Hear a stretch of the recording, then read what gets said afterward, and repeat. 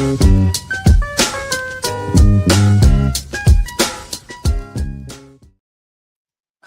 yo, back like we never left. Tuesday night, Ross and Risky. What up, my boy?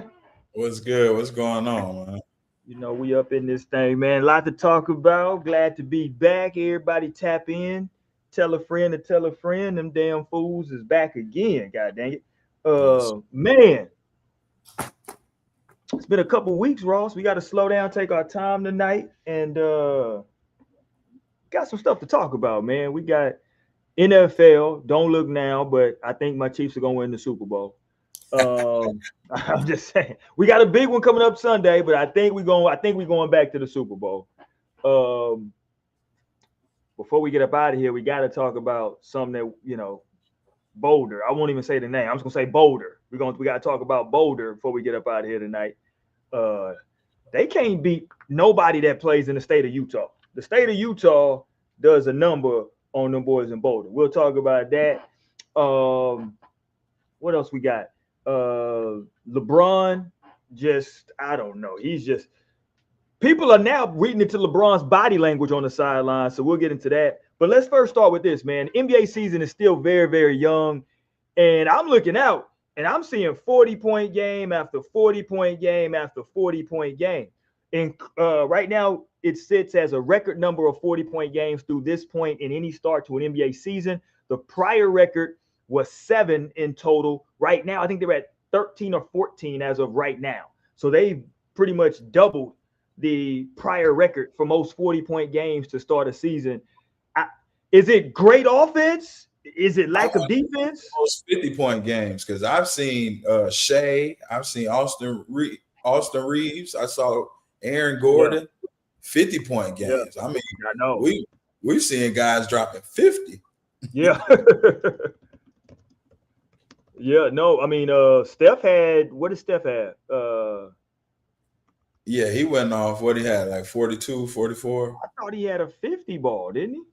Steph dropped 50? Let's see. I think Steph had a 50 ball. How many did Steph have? So Steph so far in 4 games, he had 16, 35, 42, and 23. Okay, it was the 42. Okay, yeah. Well, I thought he had 50. Steph averaging 33 on the season so far in 4 games, which is ridiculous. I mean, SGA came out back like I never left. You know what I'm saying? Currently, he's leading the league in scoring, averaging 40 over the first 2 games. So he came back, won a ring, and came back and just got straight to it. Giannis is going stupid though. Giannis, I think we kind of we forget about Giannis, and we kind of expect him to do so much. But Giannis so far is averaging 36 and 16 with 7 assists and a block. You know what I'm saying? So Giannis is going crazy, but then you got Wemby. Austin Reeves is 3rd in scoring. Maxi's going crazy. Aaron Gordon. Levine has dropped 30 every game. Brunson's up there. KD, which you close your eyes and KD gonna give you 30. So it's just it's been fun, bro. The first couple games, bro. Not to hate. It's kind of what I do best though on this show. You are the hater for the show. Yes, you are. But and I look, bro, I promise you, Giannis is my favorite player to watch still right now. Now that may be changing because I predicted before it all went down. I said, "Yo, VJ Edgecombe is a baller." I tell everybody, VJ Edgecombe be straight up hoop. They might could just go back and move on from Embiid, boy. They got some with them young guards. I think if right now, as it is, I would move Embiid. You can get some great assets for Embiid. You can send Embiid to somebody who think they're a contender, get some assets back, and you good. And again, we're gonna get back to the 40-point games and all this, but I'm gonna need. Look, dog, come on, man. NBA at some point. I know they got these gather steps and all this, Ross. Come on, Lord. Come on. Gather with the ball. Watch this. Watch what we're gonna take. Here's the gather. Now watch him gather. 1, 2, 3. Then he gets into his goddamn Euro. Come on, man. That can't be the gather, bro. I don't know what we're doing, Ross. That can't be. Look, he's bounces the ball, and this is the gather. He gets to shuffle his feet 1, 2, 3 times, then go into a Euro is insane. Yeah, that's great. You know what's crazy? I be arguing with the kids at the gym about this. That's crazy. It's insane, bro. Them letting that go on TV, and you know, here come the reels on Instagram, and it's the travel or nah, and then now you got kids coming to the gym arguing. Yeah, because they're practicing this now. And listen, bro, we're gonna just sit there and just argue that point the whole day because that's the travel, fam. I'm sorry. Come on, dog. I mean, look, if they let you get away with it, do it. But come on, stop it. LeBron started. LeBron. I don't think it was Braun. I think it was honestly, if I'll be honest, dunks. Braun was taking 4 steps. No, I agree with that. Like a lot of them dunks when he was breaking off. But the person who kind of started, in my opinion, I'm not saying he started the traveling, but I think he kind of started the trend. That's Manu. When Manu came in with that Euro step, dragging the feet, nobody was consistent. I'm not saying nobody ever did it before, but nobody was consistently, that was their move. And then they started adding extras to it, and now it's out of control. But yeah, man. James Harden picked that baton up and took it somewhere totally different. I consider James Harden entire game illegal, personally. I think everything he does is just against the rule. Somebody asked me at the gym the other day, and I said, they said, hey, school, what you think? I said, listen, dog, the way I learned how to play basketball, that shit's a travel. I said, but in these new rules, I gotta be honest with you, I don't even know. I don't even know, bro. The way I learned how to play, yeah, that's illegal. But I don't know. So we do got to say this, though. With some of these 40 and 50-point games, a lot of free throws. A lot of people are complaining. Austin Reeves, I think, shot like 22, 23 free throws. You know, SGA lives at the free throw line. So it's a lot of free throws that are coming with these buckets as well. And some people are saying, especially with everything going on, we got to get into the gambling stuff that happened while we've been gone as well, with the arrest that happened. A lot of people are complaining about the gambling and their parlays, you know what I'm saying? And how, you know, these fouls and these guys getting on, it plays into, like, all of it has long-reaching tentacles, put it that way, right? When Austin Reeves get 50 and he shoots 20-something free throws with no Luka, no LeBron, it's like, all right. You know, now you kind of question the whole integrity of everything when you see, you know, these crazy things happening in the NBA. You know, now that we're hearing what's coming out and guys really was, you know, throwing stuff or giving inside information. Hey, we're gonna lose this game tonight. You know, hey, LeBron's gonna miss this game. You know, and then you getting guys put money on. You know, it's just making you start to question everything. I think we've always had the questions ever since Donahue. I've been one where, like, all right, they cheating for the Lakers. You know what I'm saying? But now that, like, I'm interested to see, man. Hey, you know, I know LeBron, his reputation, it has been, you know, unblemished. But from what I don't know, man. Hey, Damon Jones telling people, hey, Bron not playing. You know what I'm saying? What's going on? Yeah, I mean, and it's dicey. We're not saying none of that here on People's Champ, right? Yeah, we're not on the Gill Arenas run. Yeah, we ain't snitching. They on a crazy run over there at Gill's Arena. I don't know what they got going on. They on a bad run. They had a bad couple of weeks over there, though. No disrespect. Gilbert got to get out of jail. You know what I'm saying? Gilbert, yeah, he ate the cheese. Okay. They got a bad run. And then here's the craziest part. Right when the NBA new stuff came out and people was talking about, you know, when the arrest went down and people start talking about Gilbert, literally that night, the first thing I hear I can jump on the internet is your man, Whack 100, talk about how close he is to Gilbert Arenas. I said, this nigga. He's like, yeah, man. I go, yeah, I know Gilbert real well. I was like, this motherfucker whack. Who tapped into everybody with these cases, bro? But anyway, But now, they're saying a lot of this is stemming from the initial investigation with Jonte Porter. Yes. I don't know if he might have dropped the dime. You know what I'm saying? Yeah. Michael Porter Jr. went on podcast and was openly talking about how easy it is. You remember? Yeah. He was just a couple weeks ago. He was saying how easy it is. So hey, in this new world of snitching and bringing people down with you and all that, who's to say what's gonna come out? I think the NBA is kind of in damage control right now, and they trying to really save face the best they can, but it might get ugly for the NBA. Can I give you a prediction? I think moving forward, the NBA is going to, and I don't know how they're going to work it, but I think they're going to start putting pressure on these sponsors that sponsor these pods, these ex-player pods, because I think what's happening right now, and this ain't no disrespect to anybody, but we're just talking about, if we're talking about the NBA as a whole, what's happening right now, in my opinion, with a lot of these former players that are in these pods, it's keeping their names very, very relevant in terms of NBA. And when they do something or something comes up, it's a stain on the league. Like Adrian Peterson just got arrested the other day, and that's not a stain on the NFL because he's not on TV, radio, nothing with the NFL. So when you see, you're like, damn, man, that's messed up for AD. You know what I'm saying, for AD.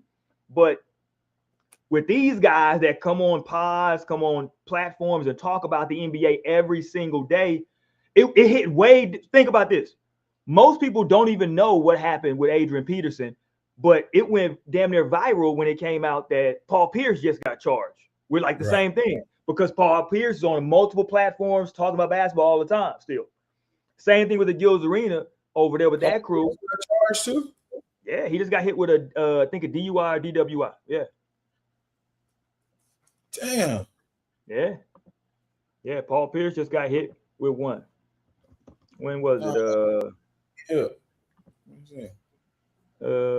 Paul Pierce charged with DUI after allegedly falling asleep on California highway. Yeah.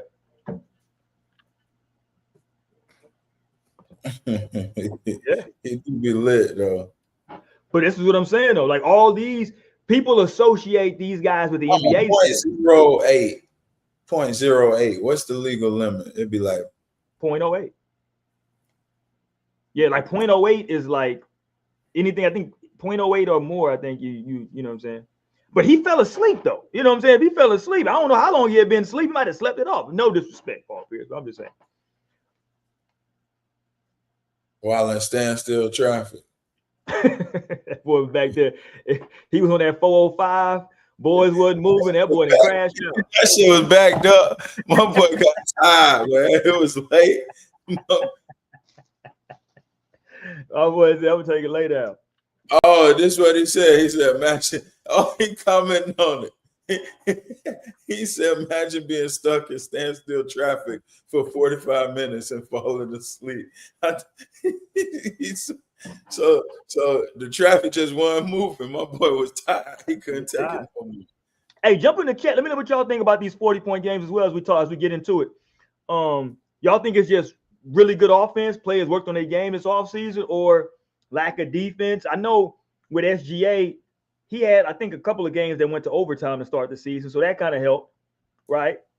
I think because I've been seeing actually the defense has looked competitive. Like for it to be the start of the season, the games have looked to be like the guys they come out competitive this year. Yeah. A lot of, like you say, close games, a lot of overtime games. So it don't look like they're not trying. I think, like you saying, maybe a lot of fouls being called. Yeah. I think the stars have kind of been getting the whistle. You know what I'm saying? If you look at it, yeah, like the stars been getting the calls. I think they're gonna have to, ease up on the whistle here as the season prolongs. That's been one of my biggest critiques of the NBA is the way that they call it in the regular season come playoffs, those are no longer fouls, and then you get these guys. They're like, man, all these dudes do is cry. I would be confused too if I'm shooting 20 free throws a game, doing these moves and getting bumped like this. Now all of a sudden that's not a foul because we're in the playoffs. Like, what are we doing? What are we doing? What do you think about? I don't want to deviate too far from the 40-point games, but I got to ask you this: what do you think about Cooper Flag and Dallas with them experiment with him at point guard?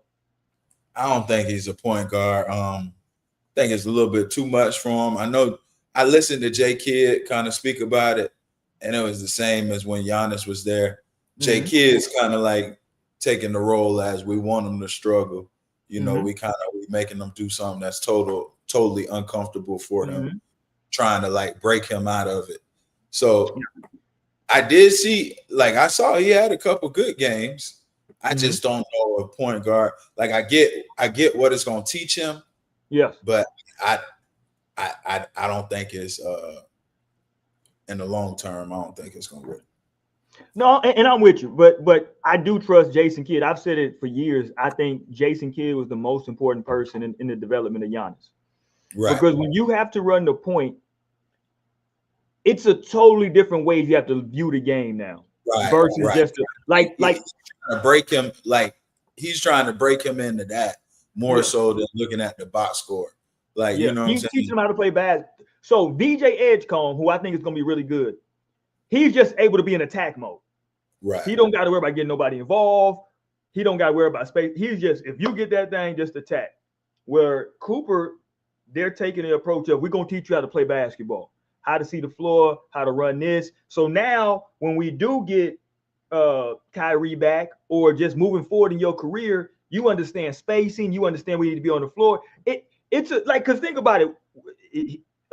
Jason Kidd didn't have a great run with Giannis, but Giannis was coming along. And now, you know, he has those skills, because we always talk about Joker with the passing, and no one's saying Giannis is the passer that Joker is. But if you look at the assist numbers, he's always, you know, 6, 5, 6, almost 7 assists a game. Well, and if people go and look at Joker's first couple of years, it didn't. I remember they had Joker and they had Nurkic, and a lot of people wanted them to keep Nurkic over Joker, and Joker just ended up being Joker. You know what I'm saying? It took him a while. I think with Cooper, similar to like Wemby, you know, I think it's a controlled, and like they're controlling everything right now, just trying to make him uncomfortable. Yeah, you know, and I think as you know, the team completes around him, and then he gets like a role that's not going to change, you know, then I think he'll be at his best. But he's shown flashes. Like that first game, I felt bad for him because Wemby was going so stupid. I'm like, man, you can't. Nobody should have to play him for the first NBA game. And it's demoralizing. Like, you can't get nothing off. But Cooper can't feel bad because AD looked like a rookie too.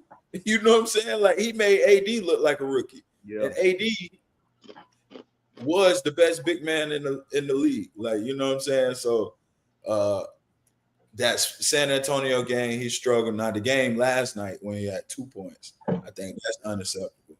But like I said, I think J Kidd is just trying to break him out of certain things right now. Now let me say this before we get back to some of these players. Even without Kyrie, Dallas has enough talent to where, in my opinion, they should be winning. What are they? 1-3, 1-4. I think they should be closer to 500. They're 1-3. You know, who they lose to? Let me pull up this schedule. Let's see who they lost to. They played. So obviously they lost to the Spurs. See, you got to beat the Wizards. They played the Wizards second game of the season and lost to them. They beat Toronto and then they lost to OKC. So the OKC loss, okay. Like you said, the San Antonio game, Wemby went absolutely insane. But you got to beat Washington. Washington's not a good basketball team. Got to beat Washington. You know what I'm saying? Even though I will say, Washington, okay, they just lost in overtime.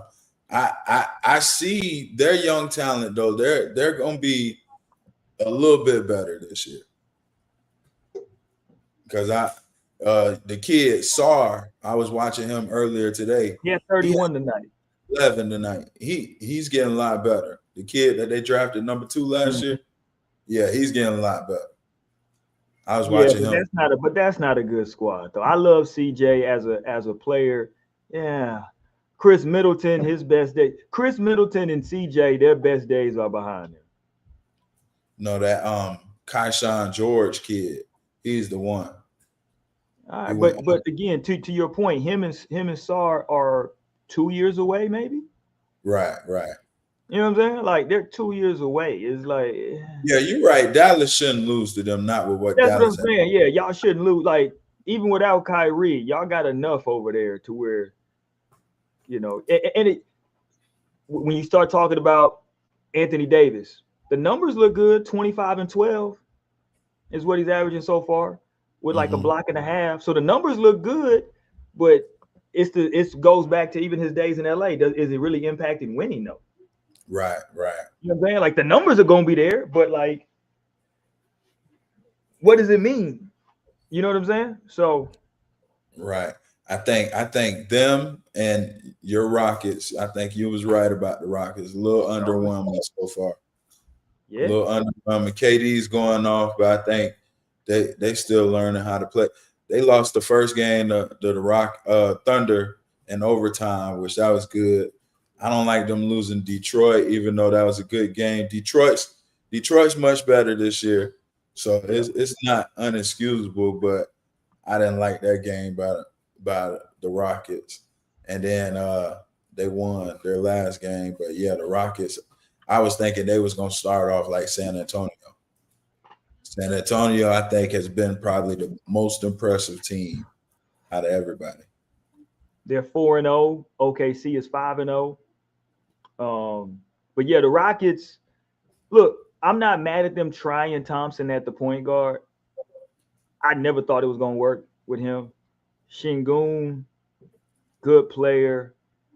I just think Şengün is a little bit better version of my boy over there in Sacramento, Sabonis. Yeah, he just, you know, he's a little bit better than Sabonis. Because I don't think that you brought KD in thinking that he was going to need to lead the team in scoring. I don't think that was the plan initially. I thought you were going to bring KD in. You were going to pencil him in somewhere between 25 to 20 to 27. But I think, you know, let's say 23 to 25. I think that they still, at least me, Şengün still our leading scorer. He's still our guy. But now we got KD. He had like 27 right now. I'm not mad at him. I think he's a good player. He's shooting the ball well so far. I think they got to make a decision what they want to do with Reed Shepherd. He looks unsure of himself out there. That's who I think is him. And then I think defensively, they just got to kind of lock in a little bit more. They got the potential to be a really good defensive team. But they need a guard that can play defense, though. They got they made it a big thing about all the size and height they got. But how about these damn guards that's getting that? Like, it's hard, bro, when all these dudes are 6'9" and 6'10". Now all of a sudden you got a 6'4" guard, 6'3" guard. Who's going to, you know, sit in the chair and guard that? That's tough. You know what I'm saying? So now you try to throw Reed Shepherd. That's not really what he does. You know what I'm saying? So Shea turned on in the second half. I don't know. Shea was cooking everybody. As he should have. It's a good defense, but Thompson, he was giving Thompson everything he wanted. Yeah. Yeah, man. But so we're taking a look, and who always had a 40-point game? Do I got a list? I don't know if I have a list, but to have Austin Reeves with a 50-point game this year already, Luka with a 49, should have been a 50. Aaron Gordon, he's shooting the heck out of the basketball right now, though. Woo. He's shooting the ball. Let's see. He's played real well. We got Maxey. I think he's had a couple of 40-point, or at least one. SGA's had some big games. Wemby, we talked about him. Who else has had a big 40-point night? I think there's a couple guys we missing. I think Maxey just went off again tonight. Yeah, Maxey's been playing unbelievable. He just went up. Yeah, they just won. Maxey just had another good game tonight. Let's see. So on the updated point list, Maxey's right at 38 a game. So he's going stupid. He's going stupid. Oh, Markkinen just had 50. Yeah, there you go. Okay, so I got the list: Austin Reeves, Luka, Maxey, Wemby, Aaron Gordon, Anthony Edwards, Cam Thomas, Giannis,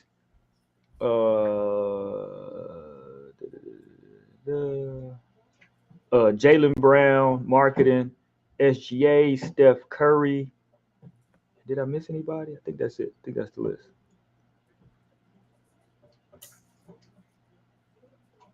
Everybody got a 40 piece, or at least 40.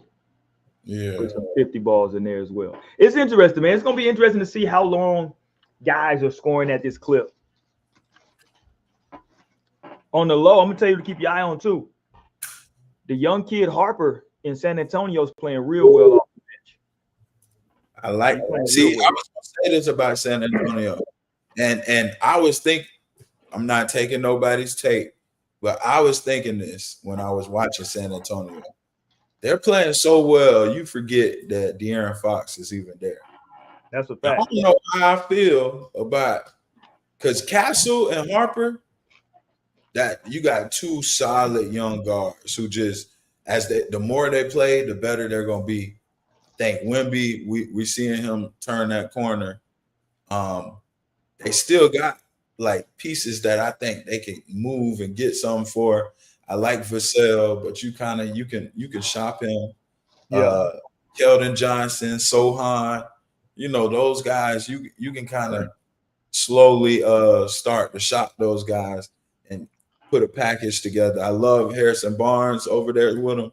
Like San Antonio is kind of complete to where trade a De'Aaron Fox, Sohan, and see what I could get. Maybe I heard Jeff Teague them say it. I gotta agree. Houston need a guard. If you could send a Houston guy and Fox over there and get, Jabari Smith or somebody, that might be the help for both teams.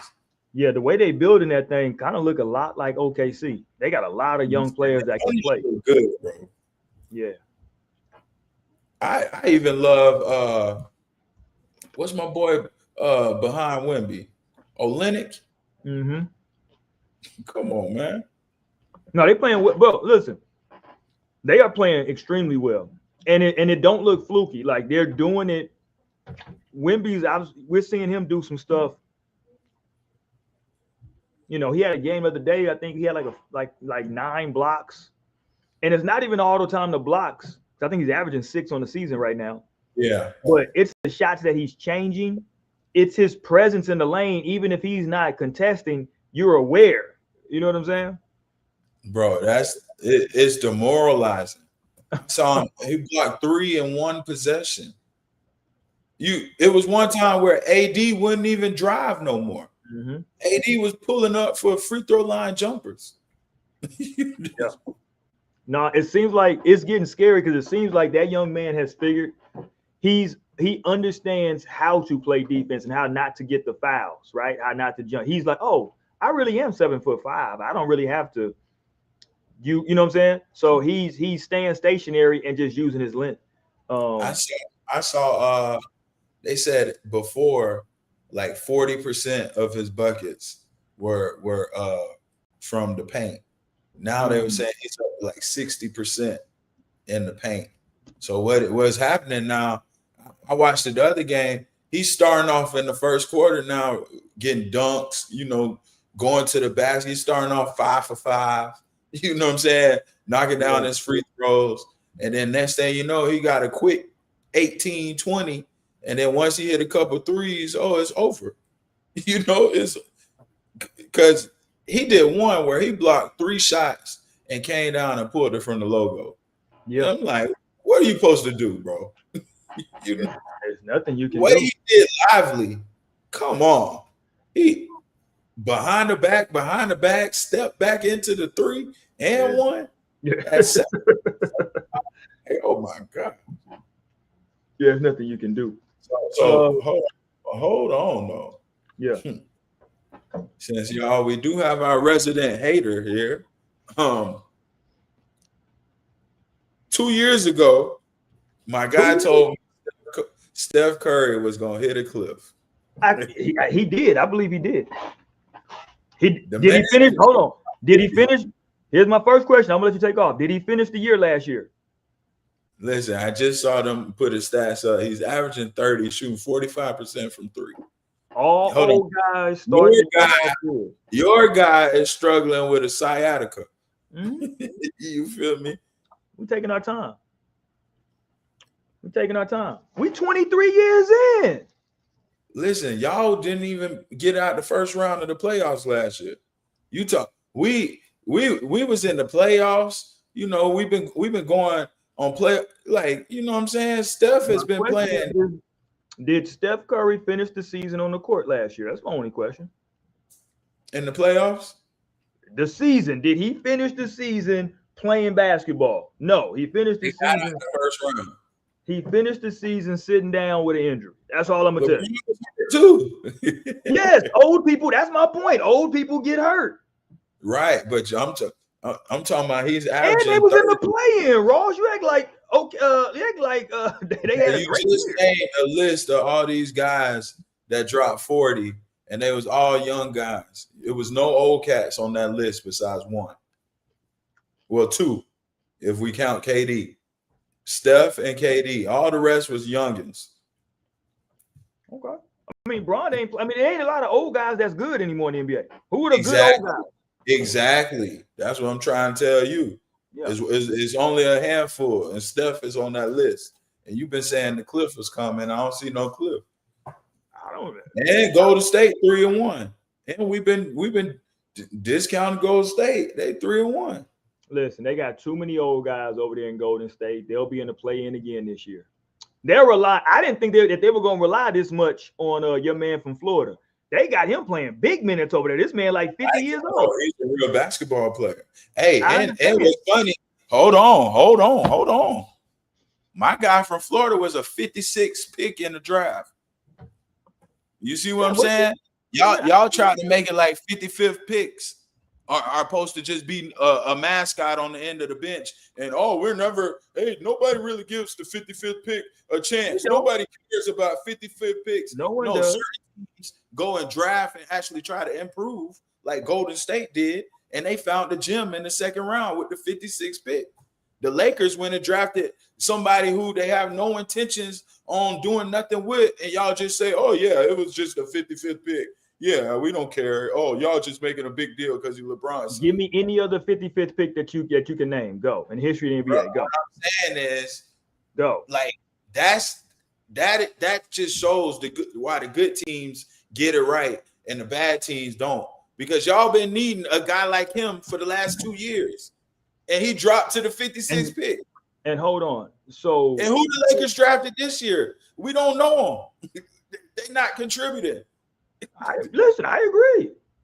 You get nothing for me. They get it wrong, and they do stuff. So they got it wrong with Bronny too. I mean, look, just because if they consistently get it wrong, it's consistently get it wrong. Right. But y'all tell me, oh, why do we care about 55th pick? And then the next year, you don't even know who they drafted this year. That's my point. And Golden State is dependent. You just said it out your own mouth. Golden State is dependent a lot on a 56th pick. Because they got them old guys. They got to depend on them. I ain't realize they're going to play them this month. I'm like, they got a bunch of old guys too. No, we only got one old guy. But he's really old though. We got one old guy, but he's really old. He built like an old nigga. Aiden played just like an old nigga. That Aiden thing ain't gonna work out this year. But Luka was old for the last year. He was. so y'all Aiden ain't gonna work out. I tried to be optimistic. He ain't gonna work. We 3 games in. I'm telling you, he ain't gonna work. Hey, and he bullshit, bro. Yeah, I saw him game 1. I'm like, yeah, he act like he confused. He don't know how to play. Like, hey, your other boy over there playing too from Florida. Al Horford playing another old guy in Golden State playing a bunch of minutes. Trust me, I'm not concerned about Golden State at all. They're not gonna do nothing. They got too many old guys.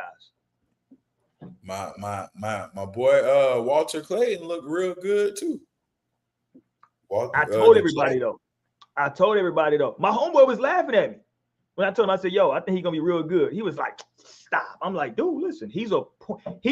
I like his game because you know me. I like actual point guards. And right now, to me, there are no actual point guards in the NBA. He plays point guard. Yeah, I saw when he was matched up against Drew Holiday, and the way he handled the pressure, didn't let Drew speed him up. He played off the big real well. He unforced now. I'm like, okay. And the Jazz, they've been impressive though. I gotta give the Jazz credit. They look like they're gonna be a little bit better. The Jazz might be pushing the play in. Agreed. Yeah, they got it. He was right now he's averaging 10, 5, and 4, shooting 53% from the field. See, that's the kind of stuff I can live with. Because people want to talk to me. Let's get into this too. Because people want to talk to me about like LaMelo. It's been this thing going on where people keep, I don't know why is it these two guys in particular, but they keep saying LaMelo Ball or Cade Cunningham. You know me, I'm just anti LaMelo Ball. I want nothing to do with his game at all. I'm fine on it. I'm cool. So I saw LaMelo the other game, and they're 2-1. Shout out LaMelo. What game? Okay, so what was this? It was like a close game.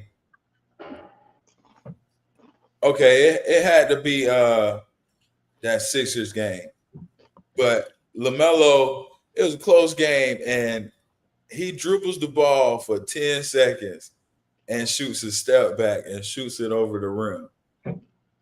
And then, you know what I'm saying? They're like, that's how he end the game, and they end up losing a close game. And you're like, see, you don't see that in the stat book. So they're gonna say, oh, he's averaging 27 points, and he do this, and all the highlights is like he just has no idea of when and where, the concept of a time and a place. You know what I'm saying? He don't know when to play winning basketball and when to play the showboaty. You know, that's cool when you up 20. You know what I mean? That's cool when you're up 20. Some of that stuff shouldn't fly. I saw a little clip on the internet that was like, he's a coach's worst nightmare. Worse. Because then he gonna make that bullshit, and you got, you know what I'm saying? Because people keep telling me, oh, first of all, he doesn't pass guys open. Like his assists are just either throwing the ball off the court. Yeah, that's his assist, right? So he's not really just out there. He'll throw some lobs to guys, right, here and there. But he's not really just, looking to get guys involved. But he averaged 9 assists. I'm pulling him up right now. I didn't even notice. I just know he's a high turnover guy. We're early in the year. He's already averaging 4 turnovers a game. I can't have my point guard averaging 4 turnovers a game, bro. Like, what are we doing? But it's that's just his game. You know what I'm saying? His game is just, like you said, it's kind of the gift and the curse, because it's kind of a gift for his game because nothing really rattles him or makes him. Mm-hmm. You know what I'm saying? He'll take any shot at any time from anywhere. And sometimes the ish go in. You know what I'm saying? Like tonight, he was 4 for 12 from 3. Like, I don't think you understand. I know we're in a new NBA, a new time, a new day. I promise you, in my opinion, there are only like 5, maybe 6 guys who I would even allow to shoot 12 threes. Like, if you shoot 12 threes, you better be Duncan Robinson. Yeah, like who are we? Like, why are we even shooting 12 threes? Like, and the thing is, he shot 12 last game. He shot 12 tonight. He shot 11 the game before. That wasn't even, I was feeling it. That's what I'm saying. It's just what he did. You know what I'm saying? It's like, nah, bro. Like, but see, that's the difference too, though. They're gonna say, well, he's shooting 41%. Well, 41% is different when you're shooting 12 than when you shooting 2 or 6. Yes. Like 41% is different. You know what I'm saying? Like, give me the guy who's gonna shoot a couple and you can guarantee he's gonna make 40%. Yes. Then you gotta go shoot 15 threes to hit 40%. And he's a 40% where one game it'll be 2 for 12. The next game he'll get it going. And it's like, well, yeah, but we just lost this game because you wanted to get 12, 13 threes up. Right. You know, and I got some issues with Cade's game as well, because again, he's not a real LaMelo's actually more accustomed to playing point guard because he's been having the ball in his hand his whole life. Cade doesn't really feel comfortable yet at the point. You don't like Cade at the point? I don't think he feels.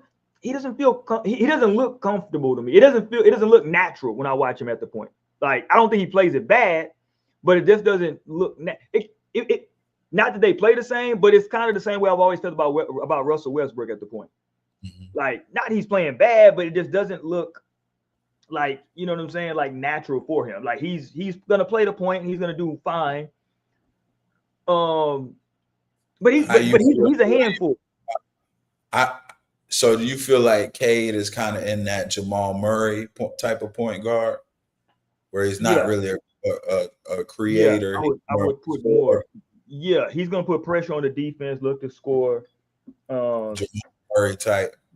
Yeah, Jamal Murray. That's when he's at his best. He's knocking down shots. You know what I'm saying? He's attacking. He's not setting guys really up. Like penetrating the defense, creating like Chris. That ain't what he do. I get what you're saying. Yeah, that ain't what he do. But listen, I don't dislike either one of them. I think LaMelo's got some fun highlights. I don't think he played, to me. I know everybody has his same take. It's just not a winning brand of basketball. You know what I mean? And not to say that he's on a team where they got the talent to win, although they got some players over there. They got old boy from Bama. They got back. What's my dude? The jumper, the dunker. What's his name? Bridges. Yeah, they got Bridges. Like they got some. They have some pieces over there. Now, a team that I have no clue what kind of roster they have is Sacramento. Has anybody looked at Sacramento's roster? And they keep losing, and they got a good roster. Their roster is insane. Are they playing some type of like 6 and under league? Have you seen who they starting five is? But I'm saying the thing is, if you look at it, you wouldn't think they'd be one of the worst teams in the league. They got Russ. Name me their starting five. So it's Schroeder, DeRozan, Levine, Sabonis, and who the four? Keegan Murray?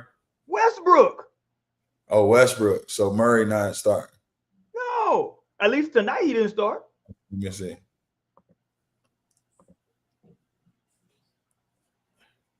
Let me see who started tonight. Westbrook.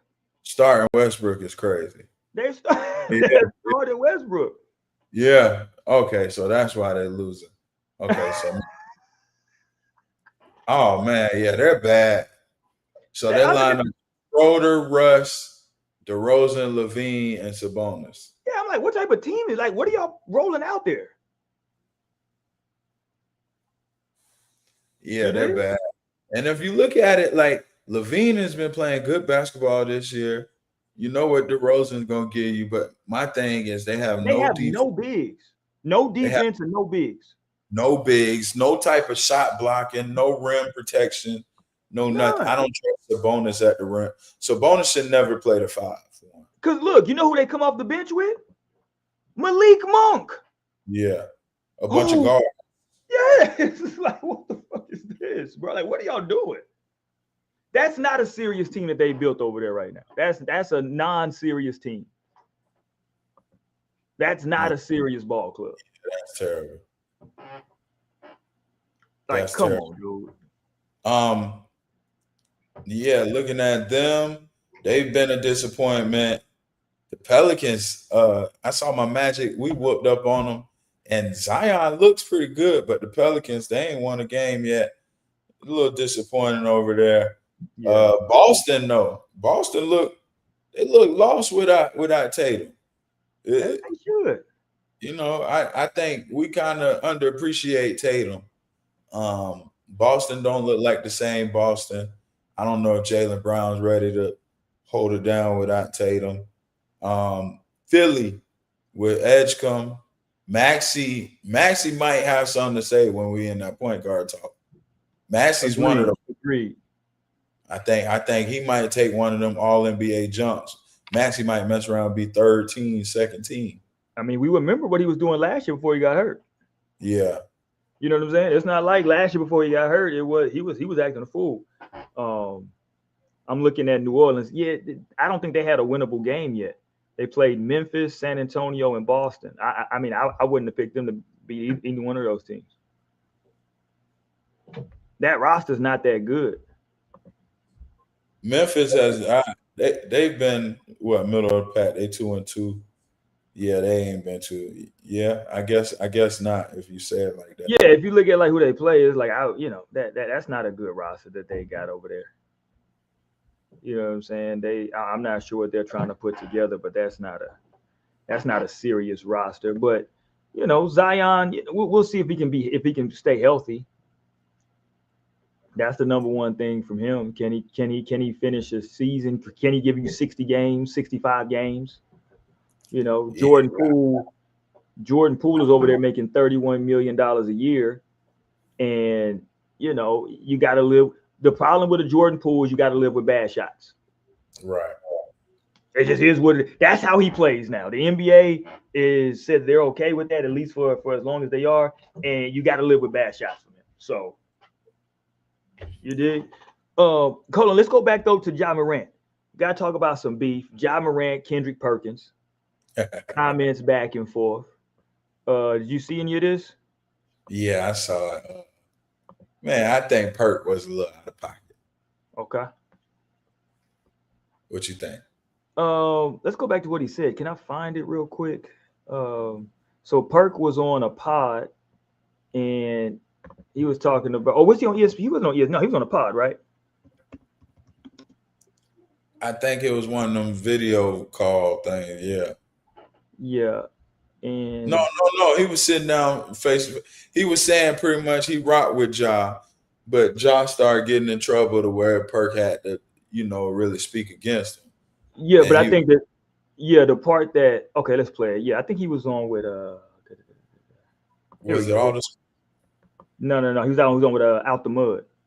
Out the Mud. Okay. Yeah, shout out to them boys. boys. My boy. Yeah, that's Tony Allen though. Yeah. I'm saying I was cool with Ja at one point, but then when Ja started getting in trouble with some of his stuff off the court and shit like that, I had to speak on it. Me and Ja don't really fuck with me no more on that shit. But to be honest, in that type of situation, I don't fuck with Ja. And you know why I don't fuck? I fuck with his daddy, but I don't fuck with Ja. You know why I don't fuck with Ja? Because it's like, bro, the reason I'm so mad at you is because ESPN packed up for a week. And when y'all had the city rocking. ESPN ain't never packed up and went down there, spent millions of dollars to go do an all access on y'all in Memphis. They did that for Ja. They ain't do that for Bro, us. I was the one that was praising Ja. I was the one that said, hey, man, I came out and said, hey, look, we could redo that draft. Ja should have went number one and not Zion. All of a sudden, Disney bosses hearing me out.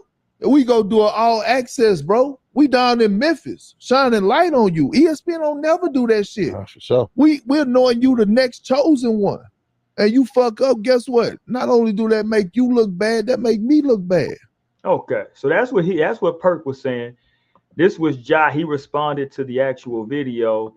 He tweeted to the video, "You the reason for my notoriety, Perk? Come on, dog. You showing them why I don't fuck with your kind." So, the way that Perk was kind of wording that, listening to it again, he talking about you making me look bad. Like, you just announcing it, listen, man, like you working at ESPN and saying, yo, we should look, they got something good going on over there in Memphis. And then him getting in trouble. I don't know how that makes you look any type of way. You wasn't with him. You know what I'm saying? And you get paid to like talk about basketball. Right. If Ja was playing that exciting to where ESPN did that, him getting in trouble don't take away from you giving your true analysis that he's that exciting and he's next. You know what I'm saying? The two don't coincide. Like you saying, like, just because he got in trouble, you can go on there and say, okay, I don't like the decisions he made, but that don't, like, if you was just up there praising Ja's basketball ability, that don't take away from his basketball ability. You know what I'm saying? Like, so yeah, it don't make you look bad. But if you was up there, you know what I'm saying? If you trying to, and I think in the new world of how Shannon rocks with LeBron, and Shannon has kind of like hitched onto that LeBron bandwagon. I think, you know, like Perk kind of was trying to do that with Ja. And like, okay, you're gonna be my guy, and I'm gonna ride it out with you. I'm gonna be on your And like, you know, you can't kind of tie yourself to an athlete. Like, how does the Ja getting in trouble like reflect on you? Like, nah, y'all ain't, like you said, you weren't with them. Y'all ain't that close. Not like y'all in the same entourage, and I'm here and I'm no like, nah. You know. Yeah, I think you make a good point. Like these dudes are trying to hitch their wagons to these guys too much. Like just report on what you see. That's all we asking you to do, bro. When he's playing well, just say he's playing well. Don't put no caveats. Don't throw no hating in there. You don't start comparing them to all-time greats. But he playing good, but he ain't know this. No, just tell it. We right now. Just tell us how he's playing well. Similar to like Stephen A. with Kyrie, and Stephen A. has been on these podcasts. And I think that's when we kind of fell away from Stephen A. because you praised Kyrie so much when they was winning, and you was all Kyrie, and because you disagreed with the COVID take, you completely, you know what I'm saying? Like, so with Perk is like, okay, you doing this with Ja, and then to come out and say, oh, well, it's a reflection on me. Like, nah, you taking too much credit into your hands. You know what I'm saying? Your job is to just call it how you see it. If I'm going off and I'm the most excited person, then you just call it how you see it. Like, that's all I want. You know what I'm saying? Yeah, like, you ain't coming to jump over nobody. Like, Ja was jumping over people. That's why we fell in love with Ja. It wasn't because he was telling us to fall in love with Ja. Right. Like we all were watching Ja. Like Ja was everywhere. How this nigga jump over to do it from San Antonio, bro. Like, you know. So I didn't, and again, I like Perk. I like Ja. Hopefully he can he can make sure his off the court stays solid. Yeah, think about that year. That year, like, they was the hottest team. They went on an 18-game winning streak or some shit. It wasn't because Perk is just. I remember that was the time when we really ain't even like Perk on TV. Like, you know what I'm saying? Perk has come a long way. Them first couple, it was kind of touch and go for a while with Perk. Yeah, it took him a while to kind of figure it out. But Perk, listen, Perk, you might want to just make sure your job at ESPN gonna be good, because you said on ESPN the other day, my boy, you jumped out the window. I said, oh yeah, Perk trying to get fired up there. Oh, hey, why they act like Perk was trying to flirt with Shorty? Nah, he would look. Well done. That's my girl, L. Duncan. Oh God. What you need ibuprofen for when you have a Perk?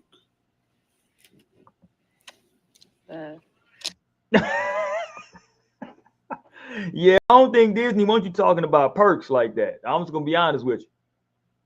I'm just gonna be. I don't think that's podcast talk.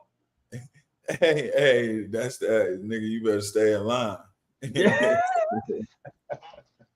She ain't laughing. But they tried to act like he was shooting a shot at her. I didn't take it that way. I just thought it was like a little corny joke. Yeah, exactly. I ain't taking it trying to shoot no shot. People, I didn't see that. I didn't know people was taking it like that. Yeah, they like, oh, she literally gagged on TV. Like, oh, left her speechless. Like, they was making it about her reaction. Like, oh, you could see she was uncomfortable. But I think it was just one of the moments where I can't laugh, and I know what she was thinking. She was thinking, you're not even getting no reaction from me. Yeah, she was thinking when them folks come to talk to you about what you just said, they ain't gonna say nothing to me because I didn't laugh or co-sign it. I moved on from what he was talking about. Yeah, that's what she was doing. I ain't mad at her for that either, nigga. You leave that over there. That perk talk, leave that over there. Yeah, you thought that was dope. Good luck with that.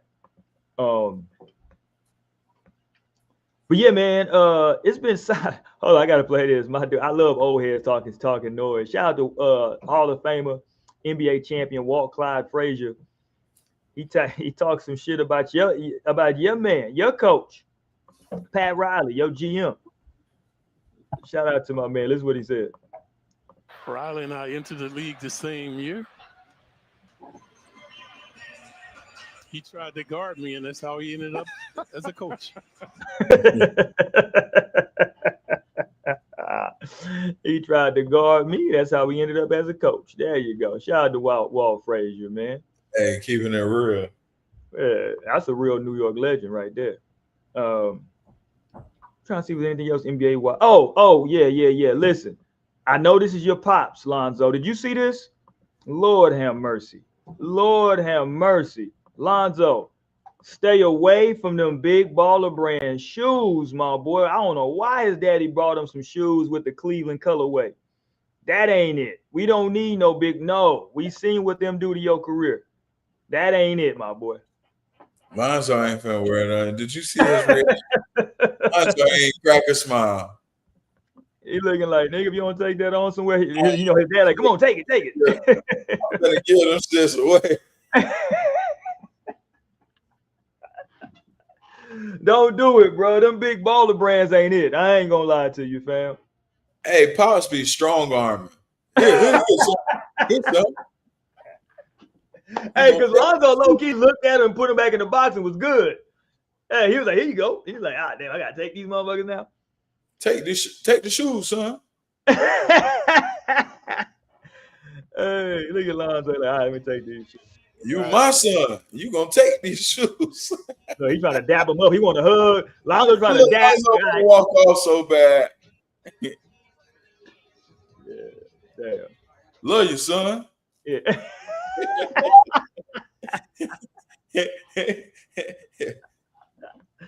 That's my boy. That's my boy.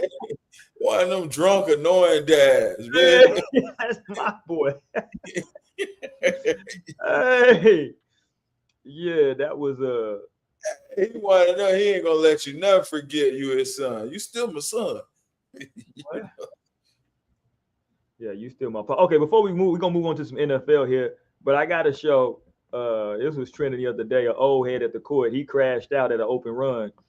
I ain't never crashed out like this. I wanted to, but he went all the way crash out. Nothing beats a Jet2 holiday.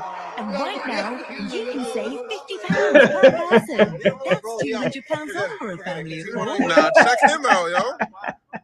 Check him out. Millions of free What's up with him? holidays available. My boy poured water all over the floor. My boy said, ain't nobody finna hoop. Hey, I like that. That's a good one. Y'all get to calling that foolishness. I got some for all that. Bro went and poured the water. That's funny. I never thought of that. That's smart right there. Well, if you could pour some grease or something, boy, you could fuck the whole gym up. Imagine niggas just calling that foolishness. Pouring some cooking oil or something. Make that shit real slick. Yeah. Y'all better not call that foolishness when Ross in here. You know what he on. We'll shut the whole run down. Y'all get to calling that foolishness. Bring me a bottle of oil to the gym with me. You did? Yeah, old head said, yeah, whatever y'all on, I ain't on that. All right, let's talk some NFL real quick, my boy, because things are getting interesting. Not only with some injuries, there are some injuries at quarterback now. I just saw that I think Wentz is out now. Oh, Wentz is out for I think Wentz is out. And everybody's favorite rookie Scatterboo's out. Yeah, I know he's out. Bad injury for him. Hopefully he'll come back okay. Jaden's still out. Yeah, Jaden's out. Back on Thursday. Lamar's back Thursday? Back Thursday. I tell you who's looking pretty good though. I mean, they lost last night, but he looks like a competent quarterback. So yes, just to go back to Carson Wentz is hurt. He's gonna undergo season-ending surgery for a left shoulder injury. So yeah, that's bad over there in Minnesota. But your boy over there in with Washington, what's my guy's name? Who? No, Jay. Oh, you talking Mariota? Yeah, Marcus Mariota. He's looking. I mean, he threw a couple picks the other night, but he's been looking like a. I mean, he earned himself that somebody's gonna pick him up as a backup. You know what I'm saying? Right. He earned himself that. But yeah, it's things are starting to mount up now. It's kind of the time of the year where things pick up. What you thinking so far? Who you like, who you don't like? Teams? Say what? Who your most impressive teams? You know, I was big on I was buying a lot of Buffalo stock. You know what I'm saying? At the start of the season, I've kind of cooled off on Buffalo. Now they got a big game this Sunday against my Chiefs. So we'll see. You know what I'm saying? Like how they play, because I just thought they lost some bad games. Buffalo did. You know what I'm saying? They lost division right there. New England looking good. New England's looking real good. I don't believe in them long term, but 6-2 is 6-2. The Colts, the number one team right now in the AFC at 7-1. I don't know who saw that coming. Damn, they're number one team in the league. Yeah, I don't know if anybody saw. Jonathan Taylor is playing absolutely out of his mind. Daniel Jones looks good. The Colts are tough. That defense still tough. Good offensive line. I was watching McAfee, and they were showing some of the holes that Jonathan Taylor is running through. It was a play where literally he had from hash to hash. Yeah. Like they are clearing dudes out. So the Colts, they look legit to me. They look. The Colts might mess around and have the number one seed in the AFC. No, they look real good, bro. I want to hate. I thought they would be good and competitive in the division. I thought Houston would still win it, but yeah, that division, that's a wrap. They're gonna win that division. Yeah, they look real good. New England, Pittsburgh let me down last week. I thought I could trust Pittsburgh. I don't know. I'm not really trusting. Denver, I think Denver is legit. I don't know. That defense is really good, bro. Huh? That defense over there is really good. Oh yeah. That defensive line. That Benito dude, he's nice. Good secondary. Yeah, I think Denver's legit. Remember we were talking about the AFC not being as good, though. I do think the AFC's down.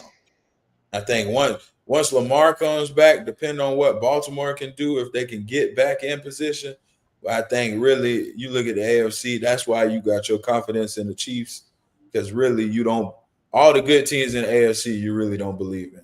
Even everybody that you just said, bro, I would have no problem going in a building with Patrick Mahomes as my quarterback in the playoffs. I got no problem going to the Colts, going to New England. Denver probably would be the toughest one. Just because it's a division, you know what I'm saying? It's within the same division. Denver got really good defense. Yeah.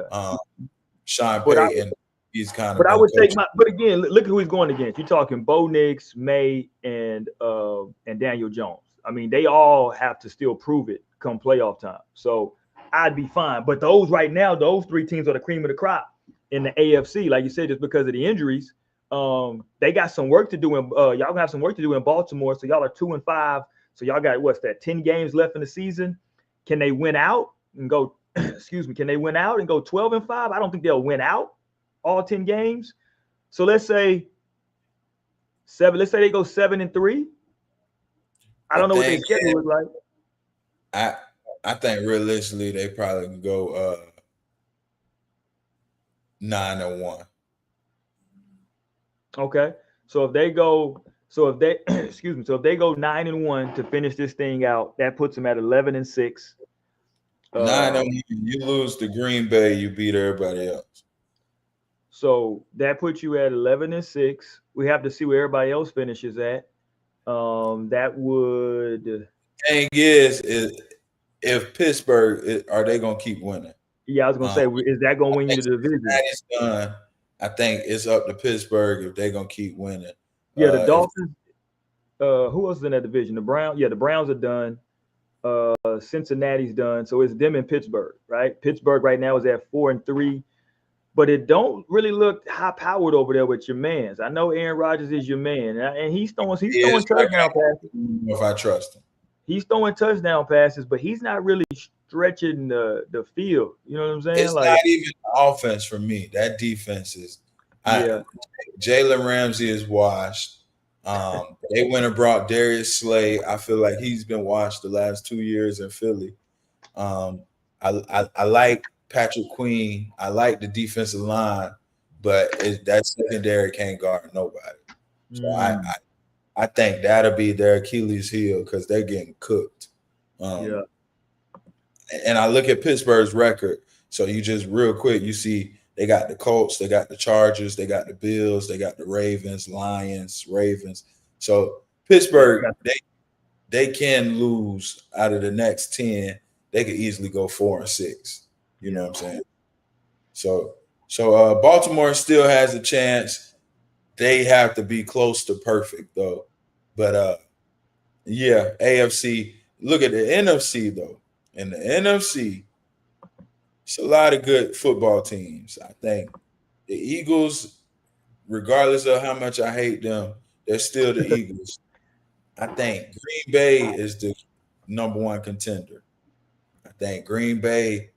They look good what they played. They played Sunday night, right? Yeah. They look good. Oh, they played the Steelers. They played the Steelers. Yeah, they look real defense good. with Parsons. Secondary was playing good. They're fast. And then offensively, as long as Jordan Love don't turn the ball over, I think they got the tools. They got so many good receivers, not a great one, to where it becomes difficult to game plan for them because anyone can have their day. And then Jacobs is solid. So I think Green Bay is legit. I think the Lions are legit. I think Tampa's a really good football team. You a Baker Mayfield. Yeah, you know me. I'm never gonna like Baker Mayfield, but they are a good team though. They got a real good team. But if you look at the NFC West, they don't get no love. The 49ers watching them, they may not be able to win the Super Bowl, but the 49ers can be a thorn for any team in the NFC in the playoffs. And you can lose first round, mess around with the 49ers just because they well coached, still got good defense. Fred Warner over there still making plays. Even the guy behind Fred Warner after he got hurt had such a good game the other night. You look at the Rams. The Rams can beat anybody, I think, in the whole league on any given night. And then Seattle gets no love, but Seattle can beat anybody. And going to Seattle, I think no team is going to walk into Seattle and just go and be favored. So Seattle and the Rams are tied at, well, technically the Seattle, I guess, has a tiebreak. So they're number one in the division at 5-2. The Rams are 5-2, and San Francisco is 5-3.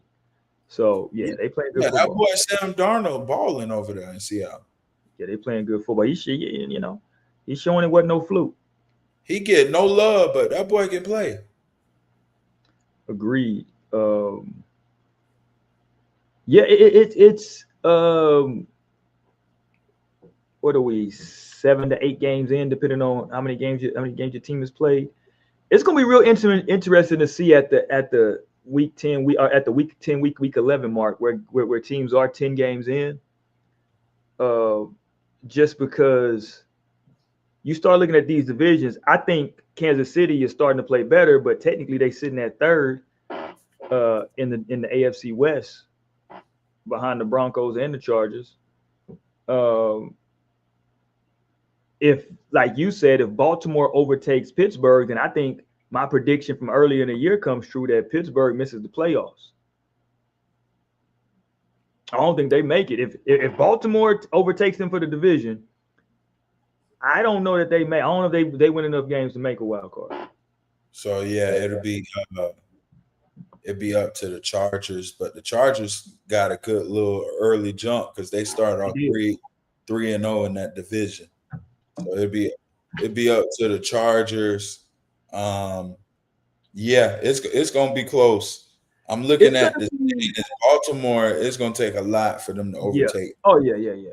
They, like you said, they got to be perfect the rest of the year. They Because can't. even Jacksonville, we forget about them. They 4-3. They cooled off a little bit. They started off, and it was everybody was kind of taking notice. They cooled off a little bit over there in Jacksonville. Yeah, it's But I'm looking at the standings even as of right now.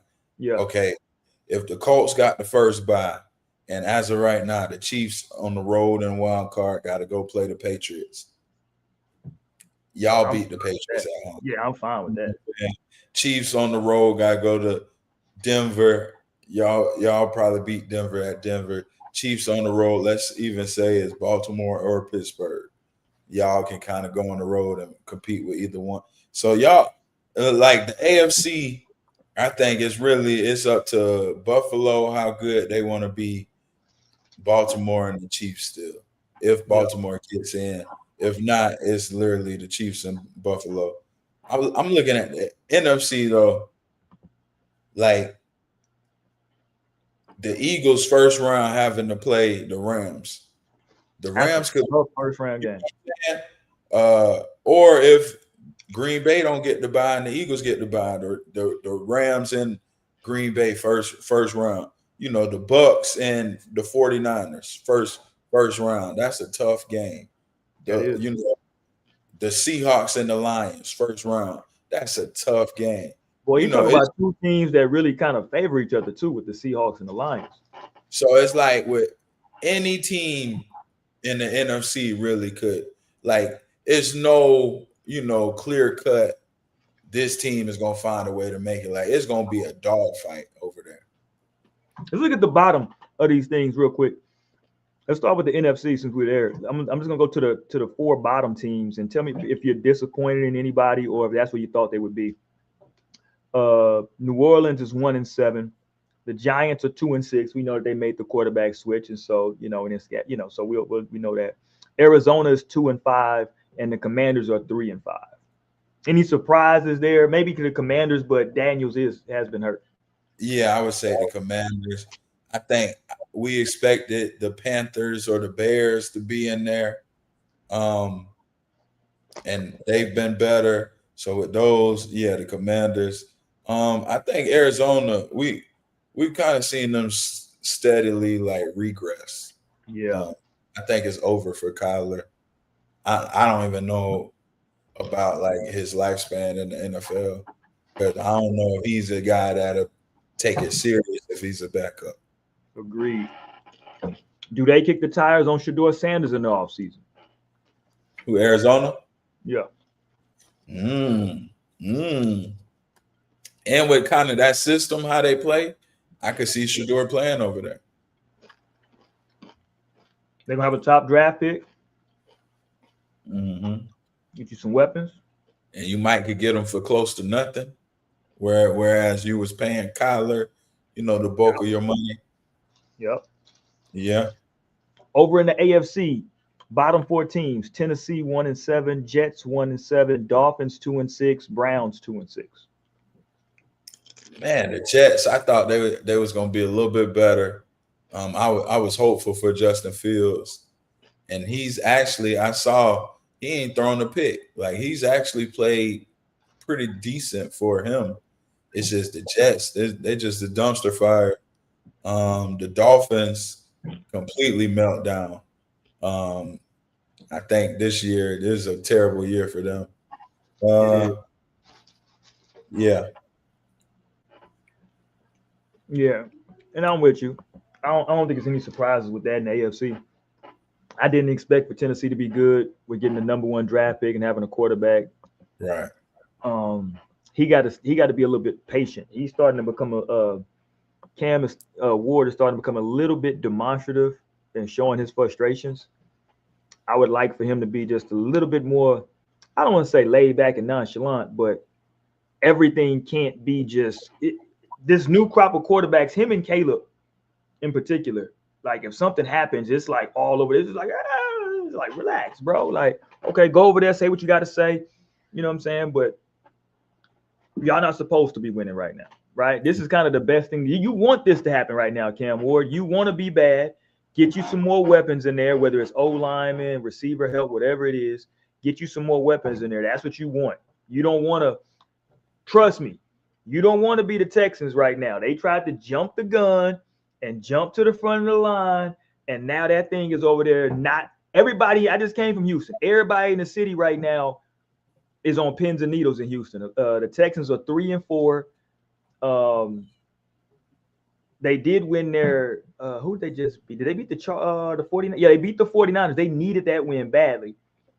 So they did beat the 49ers, but they got the Broncos and the Jags back to back. So the Broncos, who we just talked about, is a tough team. And then you got the Jags, big division game. So they could easily drop those next two games and go from 3-4 to 3-6, and the season's basically over. They get to 3-6. That's a wrap. Right. Yeah. I think it's ugly for the Texans for sure. I think y'all got a really good defense. I think offensive line is a big downfall. Y'all should have went and got you a big stud offensive lineman rather than trying to bring all these weapons for your boy. Yeah, for CJ. Yeah, I 100% agree with that. We went out and we went the weapons route, and now we got nothing up front. Right. Similar Cincinnati. I think y'all are in the Cincinnati type of. Even though y'all's defense is really good though. Yeah. No, I'm with you. Let's talk to the boys. Talk about some boys who get some NIL bags. Man, my Gators fired our coach since I've been here last. It is fired. So two job openings in the SEC now. One in Florida, one at LSU. They got both Brian Kelly and kind of both wanting the same guy. You know, then you got Penn State, got rid of James Franklin. They kind of, looking at the same. It's some major. I think this might be the most blue bloods at one time, like big time schools. And the Texas coach, I got a prediction for you. I don't think Coach Prime is coming back to Colorado next year, and I don't think Sarkisian is going to be the coach at the University of Texas next year. Wow, you 2 years back to back. What, playoffs 2 years in a row? Mm-hmm. Because y'all play Washington? Mm-hmm. And then y'all, so 2 years back to back playoffs, and then y'all would get rid of coach just because Manning. I don't think that we're getting no. I don't think we're gonna get rid of him. I think that he's gonna take it. I think he wants to go to the NFL. Oh, I was gonna say just because Manning end up being who y'all thought he was. I think that he now sees that Manning isn't. I think maybe Manning is who he saw in preseason and in practices the last couple of years, and now he knows he's put him in the game. And there's no way that I think it's too much pressure with that name and everything to can he bench Manning next year? I'm just like, can he bench Manning next year? I think he's gonna pull the cord. I think he's gonna take an NFL job because they already got his name linked to the Tennessee job. Oh, okay. So you think he'd do an Urban Meyer? I think he'll get up out of here. I think is Urban Meyer in play for any of these jobs to come back to college? LSU, Penn State. He won't go back to Florida. He's been there and done that. Yeah, I could see. I could see Urban taking Texas if Urban gonna go where it's in the best in his favor.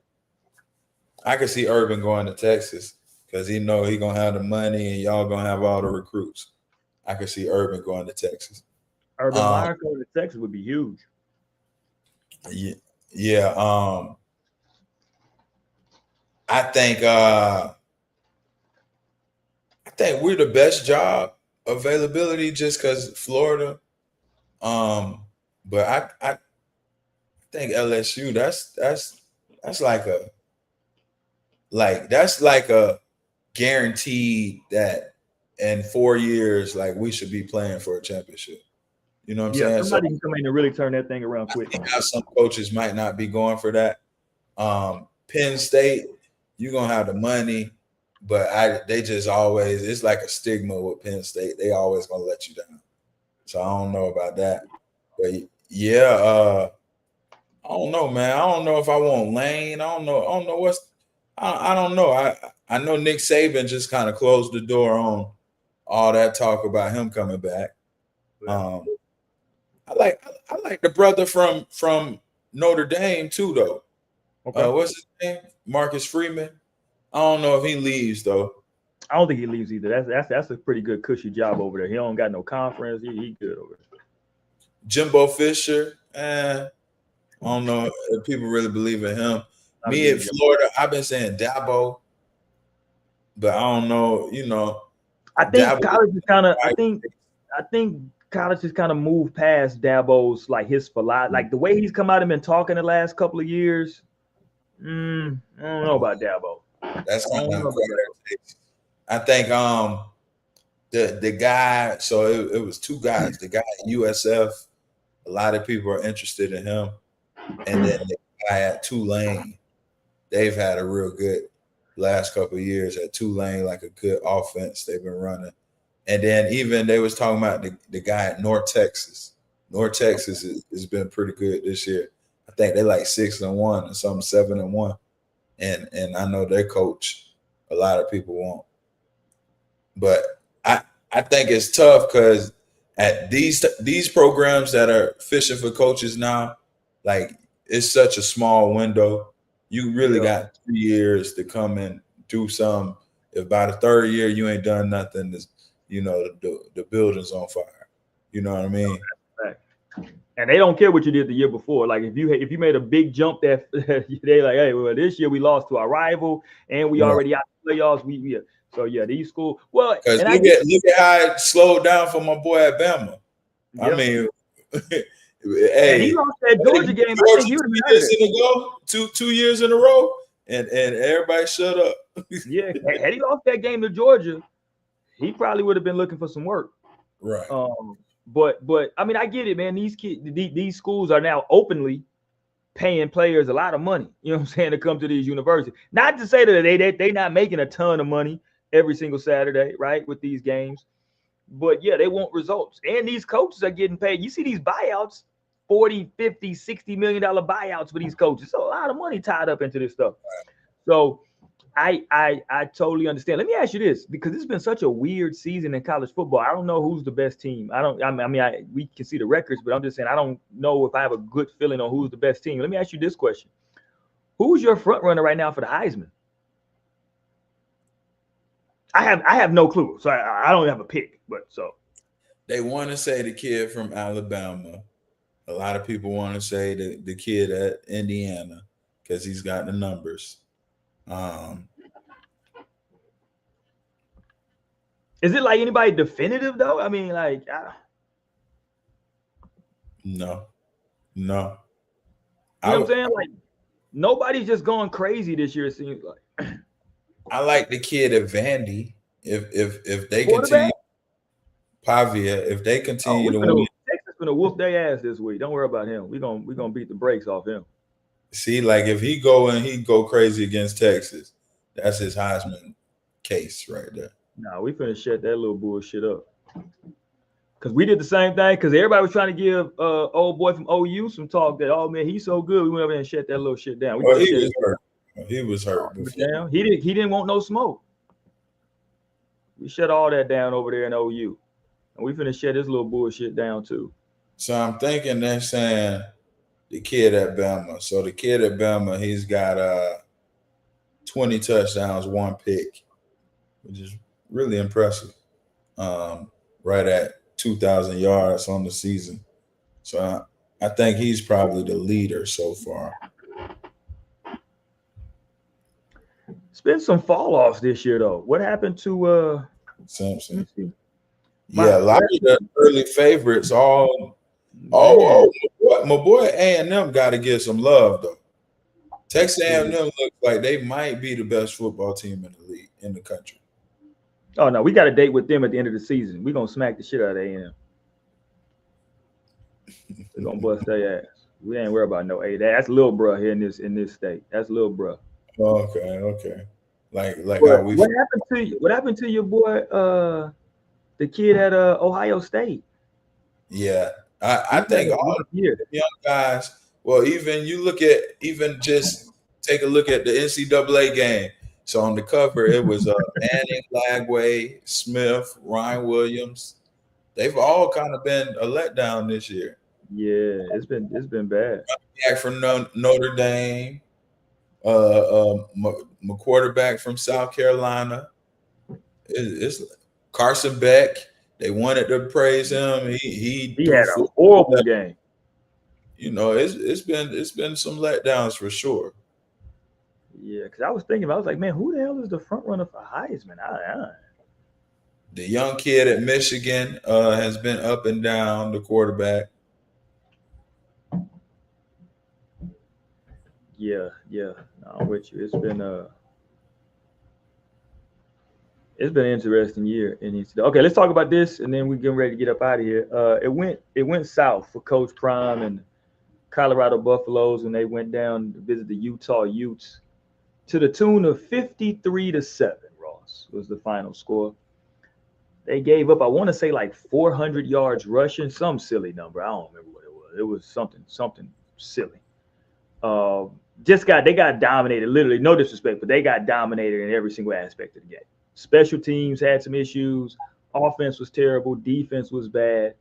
It was just a thorough butt kicking. And what made it worse to a lot of people was that, Ross, this came out of a bye week. Off of a bye week, you go out as a team and play like that. I got the box score here now that you take off. They had team stats. There we go. They had Utah as a team had 422 yards rushing as a team. Mm-hmm. Let me say that for you one more time. They rushed the ball for 422 yards, bro. Like, come on, dude. That can't happen. Yeah, I think it's over in Colorado. I think it's been fun. It was a good experience. I think it's over. I saw Warren Sapp kicking over the pylons. Oh yeah. Dion was picking them up. I think it's just like I've been saying this though, man. I think at this point it's no need and still trying to, prove everybody wrong and do this whole thing. Like, go ahead and just get your health right, bro. Like, Colorado is Colorado. Your son's gone. Travis Hunter's gone. You don't have nothing. 3-4 wins is going. Like Colorado just gonna be Colorado. 3-4 wins. Every once in a while they have good season wins, 7 games, 8 games. Dion. If you okay with that, then stay. But all that thinking you gonna have something, it's over with. It's over with. Yeah, it seems like, and I'll say this. I'm gonna take it a little bit step further. I knew that they were gonna lose this game coming off the bye week because when they won the game before, and I saw the locker room, it was way too much turn up. And I get it, man. You want to celebrate a win, right? But I think the culture of that team that's been created is way too much swag and NFL talk.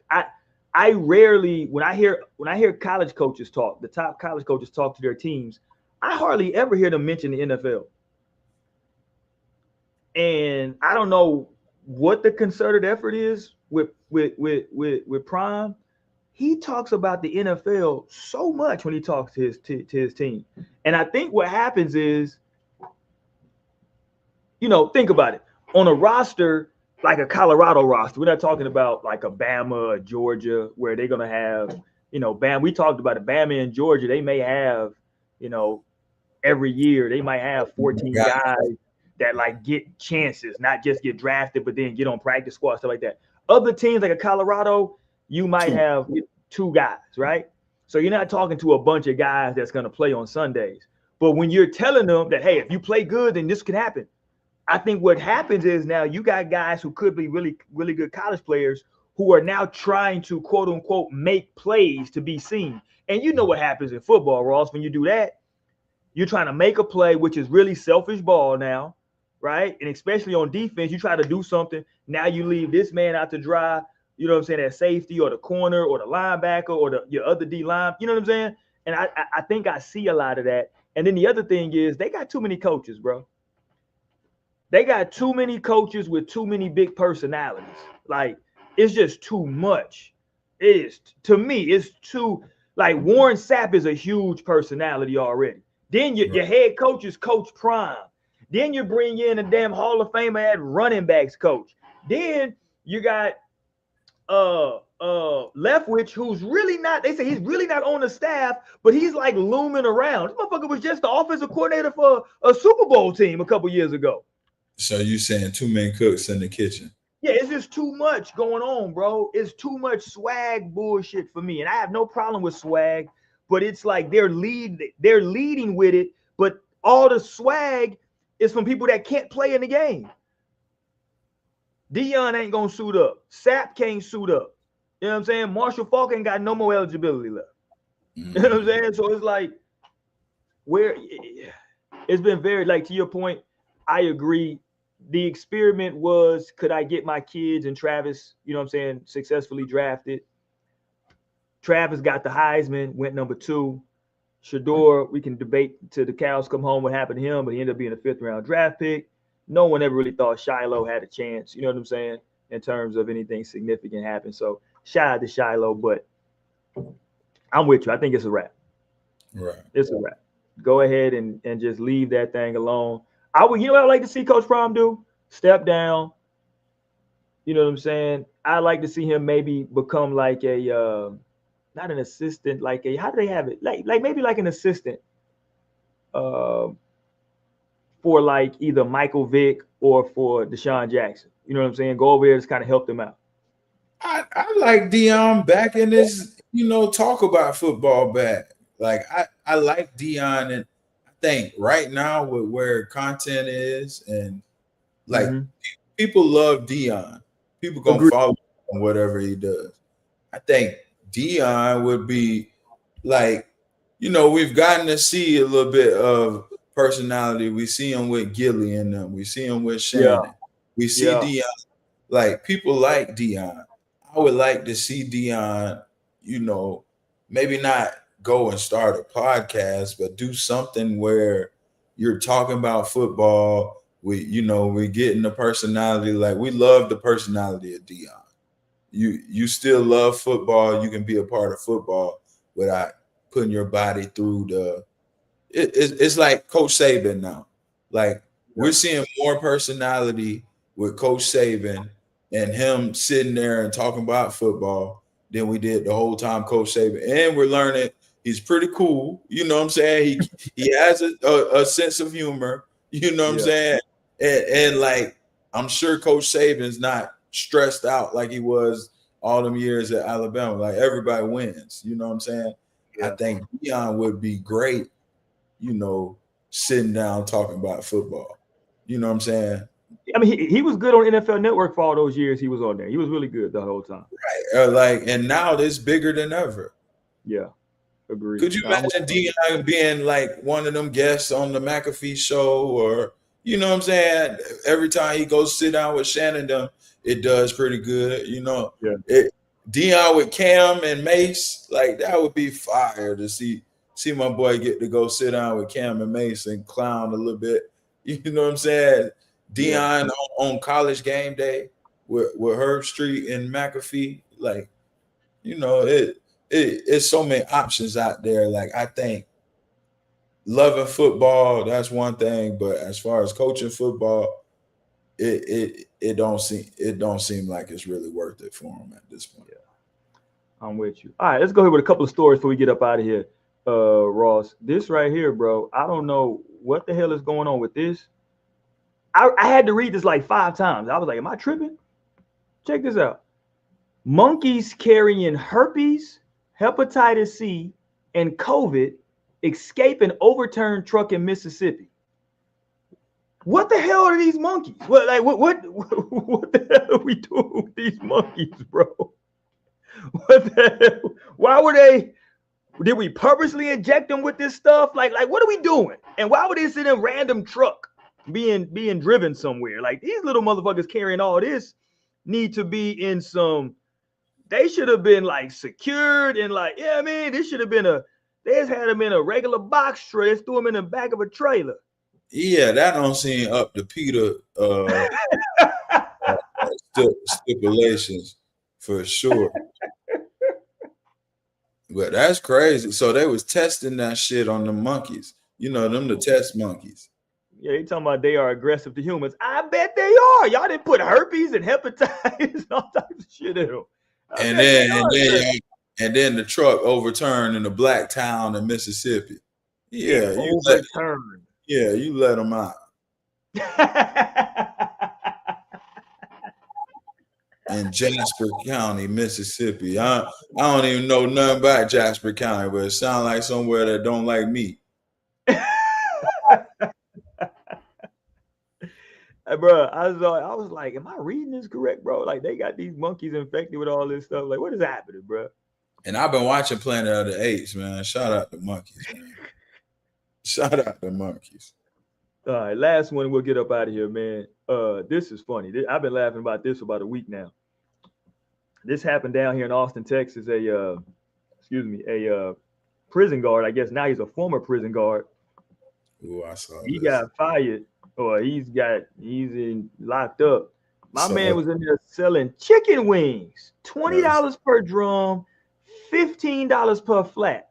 So if you wanted a 5-piece of drums, that's $100 for 5 drums. When you locked up, it's hard, man.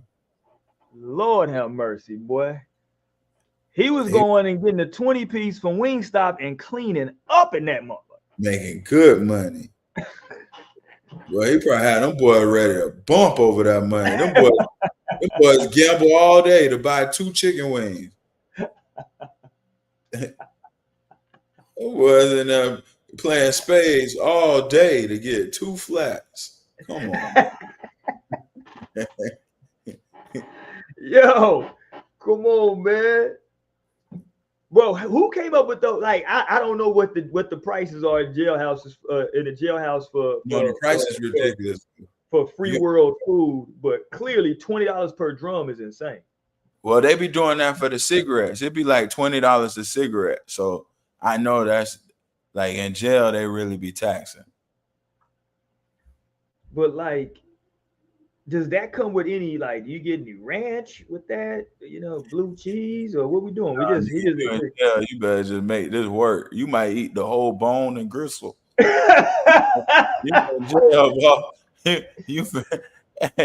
better make this work. And was this a specific order? Because they say mango habanero. Like, was somebody putting in that order? Was that just what the security guard? What he probably did is order Wingstop one day, and somebody say, "Hey, bro, I'll buy," and then he done went and made a whole business off of that. Oh, this what y'all like? I'm gonna get these right here, $20 if y'all want some. What's up? I got to order. You think he probably just threw it out there first to see if somebody was gonna pay the 20? Somebody probably threw it at somebody who had a lot of bread, probably. Offering, hey, you know what I'm saying, whoop de whoop. And then all it takes is one time. Now you getting comfortable with it, and you done got caught. Because they do little things like they will buy them food though. I know that's happened before. They will take an order and go bring something back from the outside world. Yeah, that's how they get in good with who they want to get in good with. Because you got they going to work every day, so they still got their favorites and stuff. Right. Like when my peoples was in there, it was one dude that was looking at. He'll bring a little hamburger every once in a while. They not supposed to technically. Right, it's like it's contraband. Yeah, they'll slip you a little cheeseburger. But man, if you can make $200 on a 10-piece, yeah. You do that a couple times a week. You gotta think it's known out here like that. That's like a known thing. Like the guards be selling the Black and Mild, selling the cigarettes. Right. Us off that. You know what I'm saying? They bring a couple packs of cigarettes to the jail, and they sell them hoes off $20 a cigarette. Newport, $20 for Newport. So because they only making, you know what I'm saying, 50, 60,000 a year. So only, not saying only, you know what I'm saying?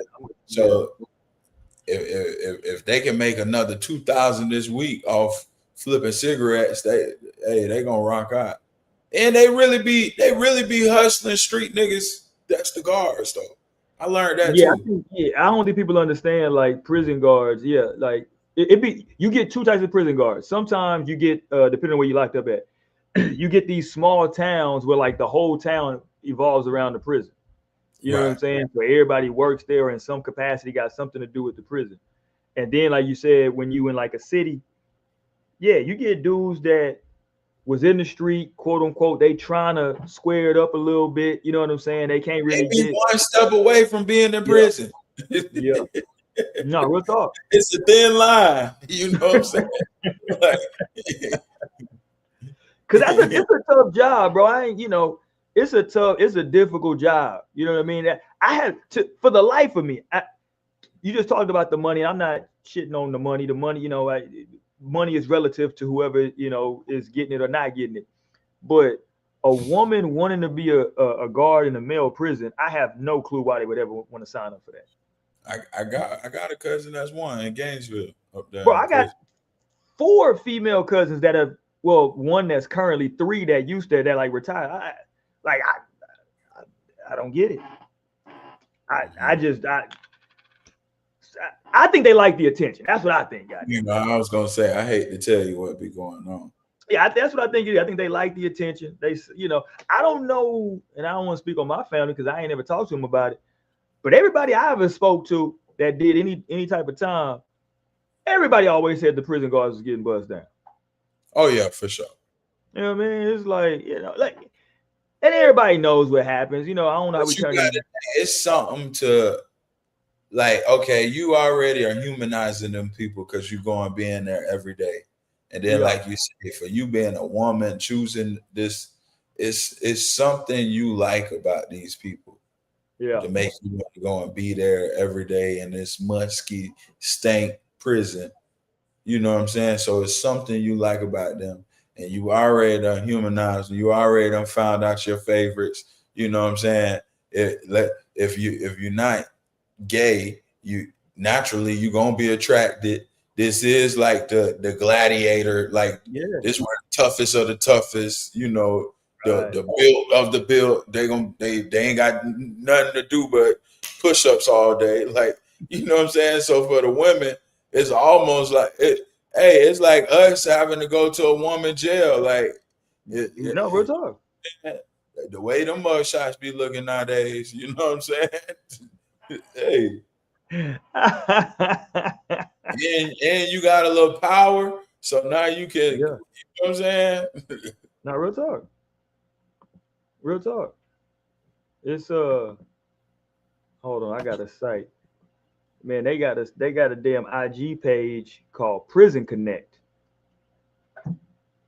Where the joints be on there, they be posting their pictures from the free world on there, trying to get folks to send in money. Oh. Yeah, Prison Connect. Yeah. So they in prison, but they posting their regular pictures. Yeah, look, check it out. Look, I'll pull it up real quick. Yeah, they be in prison, but they posting their information. Look, 307027, Indiana Department of Correction. Yeah. She got the GTL app. You can holler at her. Who else we got? We got this one, Ashley C. 366243. There you go. Some pics of Ashley. You know what I'm saying? She in Arizona. You got Erica D right here, Washington State. Yeah. You want to go holler at her? Whitney. You did? Like, bruh, they on here like they be on the fucking get it popping. She in Texas. Yeah. And you see the comments over here every time. Yeah. So dudes in the comments, dudes is choosing up. Oh yeah, dudes is for sure choosing. Yeah. So yeah, man, they this whole thing, bruh. Oh, they go a dude right here, Joseph. Let me see what Joseph talking about. And these goofballs are worried about fucking how much rolls of toilet paper. Yeah, see, Joseph ain't trying to get nobody to holler at him. He trying to talk crazy. I knew he was gonna give me some bullshit. Look, yeah, the women in here trying to. I see what the women doing. They trying to get to a bag. They ain't tripping. They trying to get to a bag. Yeah.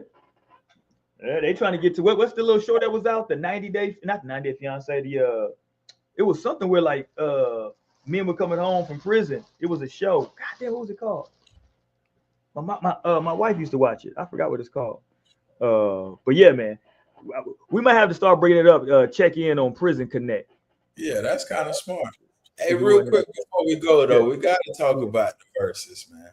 Oh, let's talk verses. Yeah, gotta talk about. Shout out my nigga Gucci. I gotta say, shout out you, man. Shout out my nigga Gucci.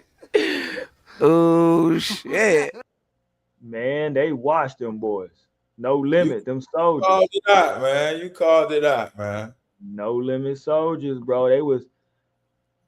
So I didn't watch the whole thing, but the parts that I saw, I did see No Limit was doing their thing. Let me ask you, you watched it. How did the sound from the two? Did it sound like, how did Cash Money, like they stuck? I know Juvie did a lot of heavy lifting. But yeah, like, I watched the whole thing. I watched it 2 times through and through. So they start with 400 Degrees. Juvie came out with no track behind. Yeah. And Manny Fresh was doing the beat kind of live. So that one was fire. No Limit actually came in and I'm a No Limit soldier. I thought I told you. That's how they came out. They had the track behind them. They rapped over the words. The thing is, I think the difference is one, Birdman and like Juvenile was the only one still in shape to be able to perform and rap his song. I think everybody else, kind of losing breath. BG, he had a good vibe, but BG, he kind of, I don't know if he was high or what. BG just was floating around the stage, just vibing. I liked his energy because he enjoyed it. You could tell BG was really appreciating being able to be on stage. Both he would be dancing to the No Limit songs, dancing to the Cash Money songs. Like BG really had the right spirit for the function. Performance-wise, is a little bit inaudible. Birdman, terrible on the performances. I think his lack of being able to enunciate and give energy, that's what killed the songs, because all their songs were bigger, but it'd be like Birdman trying to play his verse and him not being able to rap his verse, and then it killed the whole vibe of the song. You know what I'm saying?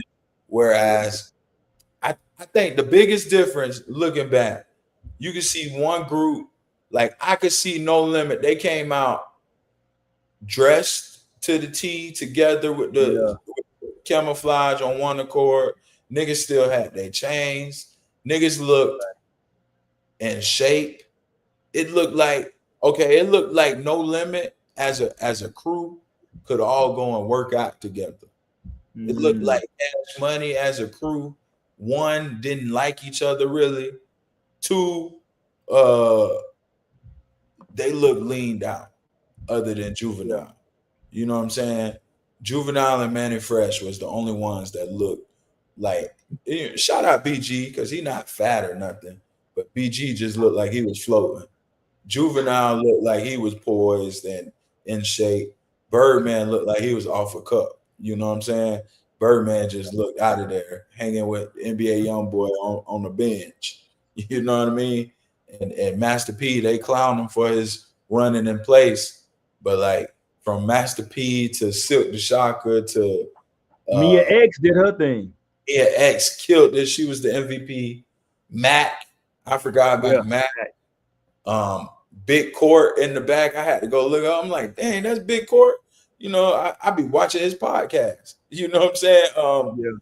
It was just everybody to my boy Chopper coming out.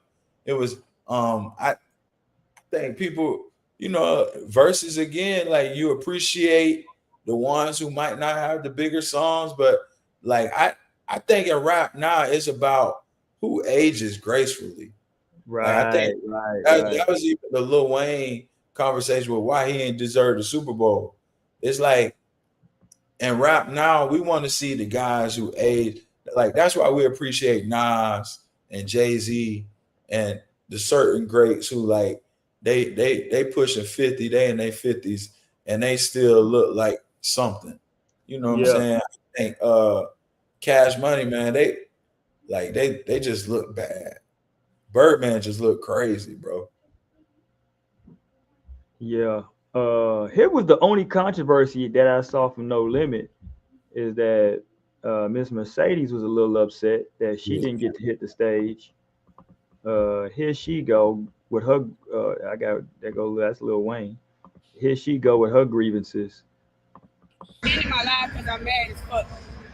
But it's not a minute long, so I have to stay on here long enough so I can post it. But I'm definitely going to post this to my page because I'm sick and fucking tired of being fucking played with. I am supposed to be here just like everybody else. I don't know how the fuck somebody else got to sing my song, but not single one of theirs.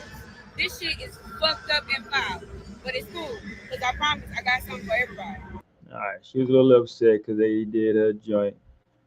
They said she wasn't on the contract, and she really just sang the part though. I'm with you. Yeah, you getting on the script for me. That song, that was a good turn in there because Cash Money was coming with heaters, and they almost every time had the bigger song.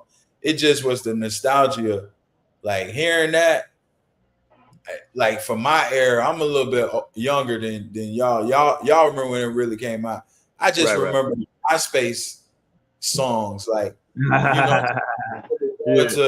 you know, really get your first little piece. And that was one of your songs where, you know what I'm saying, you really playing.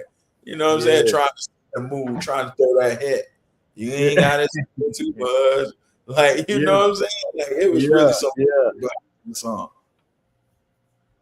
Yeah, no, I'm with you. They no, it was dope though, man.